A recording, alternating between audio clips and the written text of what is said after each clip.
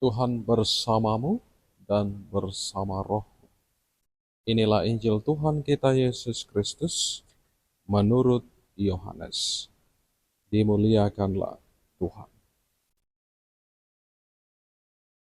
Dalam perjamuan malam terakhir, Yesus menengadah ke langit dan berdoa bagi semua muridnya. Ya Bapa yang kudus, peliharalah mereka dalam namamu, yaitu namamu yang telah Engkau berikan kepadaku, supaya mereka menjadi satu sama seperti kita. Selama aku bersama mereka, aku memelihara mereka dalam namamu, yang telah Engkau berikan kepadaku. Aku telah menjaga mereka, dan tidak ada seorang pun dari mereka yang binasa, supaya digenapi yang tertulis dalam kitab suci. Tetapi sekarang, aku datang kepadamu. Aku mengatakan semuanya ini sementara aku masih ada di dalam dunia, supaya penuhlah sukacitaku di dalam diri mereka. Aku telah memberitakan firman-Mu kepada mereka, dan dunia membenci mereka, karena mereka bukan dari dunia, sama seperti aku bukan dari dunia. Aku tidak meminta supaya Engkau mengambil mereka dari dunia, tetapi supaya Engkau melindungi mereka dari yang jahat. Mereka bukan dari dunia, sama seperti aku bukan dari dunia. Kuduskanlah mereka dalam kebenaran. Firman-Mu adalah kebenaran. Sama seperti Engkau telah mengutus aku ke dalam dunia, demikian pula aku telah mengutus mereka ke dalam dunia. Aku menguduskan diriku bagi mereka, supaya mereka pun dikuduskan dalam kebenaran. Demikianlah Injil Tuhan. Terpujilah Kristus.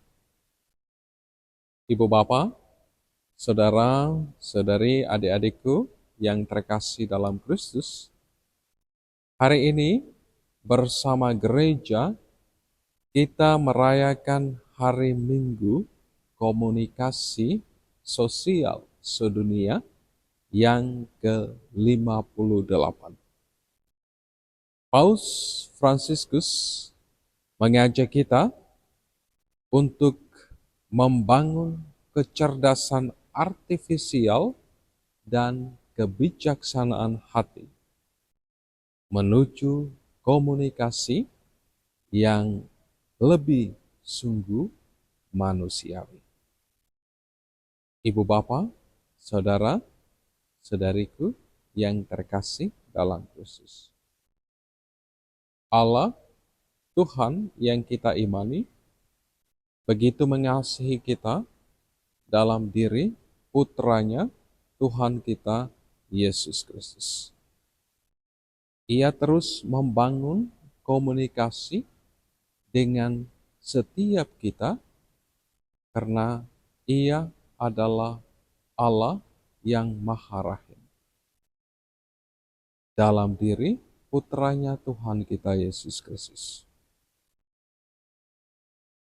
Perikop Injil Yohanes yang kita dengar bersama pada hari Minggu ini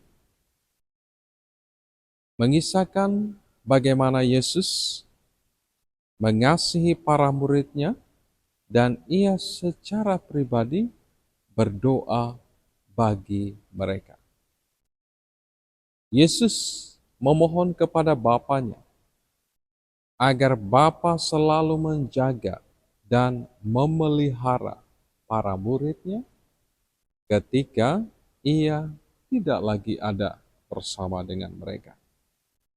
Yesus berdoa memohon kepada Bapanya agar Bapanya tetap meneguhkan tugas perutusan para murid dan agar para murid tetap tinggal dalam persatuan sebagaimana Ia dan Bapa adalah satu. Saudara-saudariku yang terkasih dalam Kristus, doa menjadi satu cara menghayati relasi, mendekatkan relasi kita dengan Tuhan dan satu sama lain ketika ada jarak dan ruang.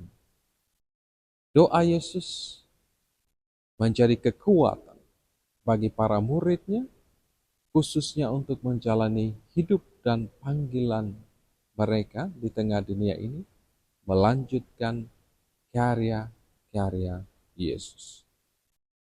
Ibu Bapa, saudara-saudari, adik-adikku yang terkasih dalam Kristus.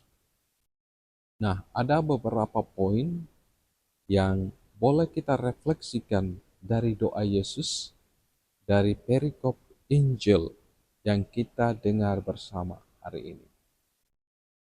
Pertama, Yesus berdoa agar Bapa di surga dapat memelihara kita dalam namanya yang kudus, supaya setiap kita dalam keunikan kita masing-masing, dalam karakter dan pembawaan kita yang berbeda-beda, tetap menjaga persatuan dan persaudaraan.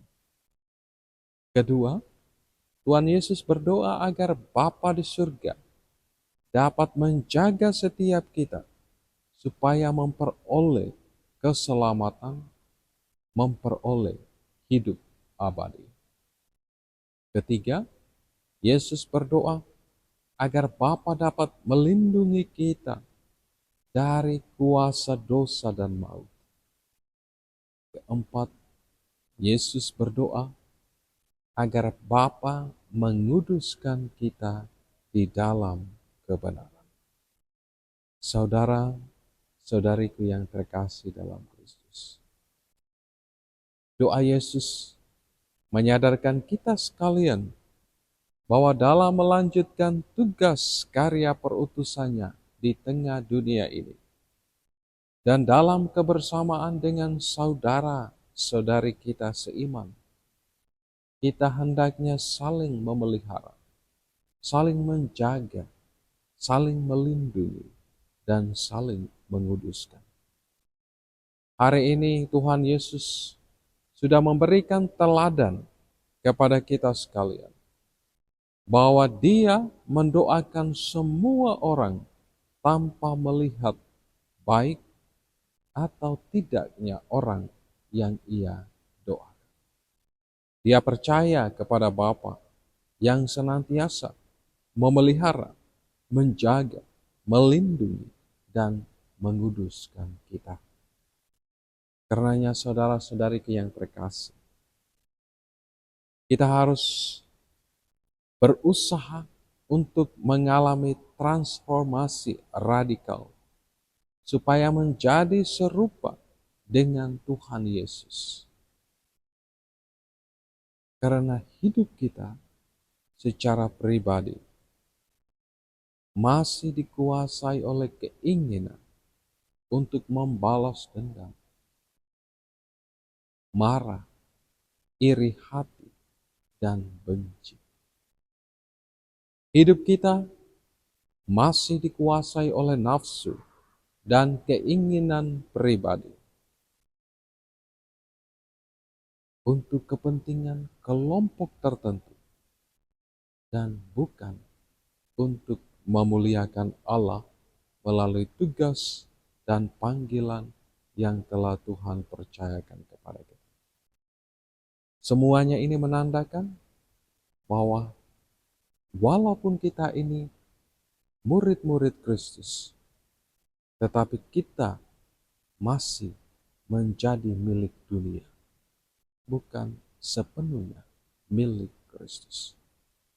Karena mari kita berusaha untuk melakukan transformasi radikal agar kita sungguh-sungguh mampu melaksanakan apa yang dikehendaki oleh Tuhan dalam hidup kita.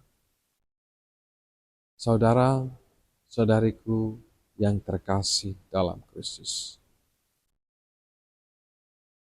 Tuhan Yesus yang adalah Imam Agung telah mendoakan kita kepada Bapa sampai tuntas,